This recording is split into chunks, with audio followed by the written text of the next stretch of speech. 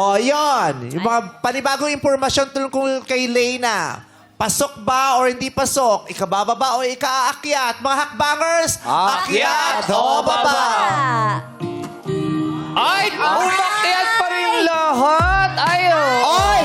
Bumaba lang yung kuryente, pero Siyempre. umakyat yung mga lalaki. Kasi tuloy-tuloy Sa talaga. puntong ito ng programa ay talaga namang ipapakita natin kung kukonect sila sa isa't isa kahit wala po silang mga nakikita.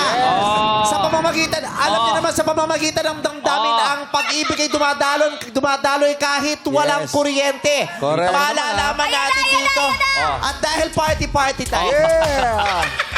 Yeah, nakita niyo ba? Nakita niyo mga madlang people na gano'n talaga, oh. Nag-ilaw talaga ang madlang video. Yes, bayanihan tayo dito. Siyempre, support. At ang nakakaloka nung nawala ng ilaw si Leyna, sumili. Dinungaw eh. Leyna, nakita ko eh. Binuksan mo yung pinto, sumilip ka. Nakita ko nga si Ed, naramdaman ko gumanon eh. Ang bilis At eh. eto, ang catch na wala ng ilaw. Si Jeremy at saka si PJ.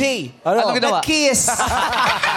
Mabilis lang naman ah. Sabi ni Jeremy kay PJ, laway conscious ka ba?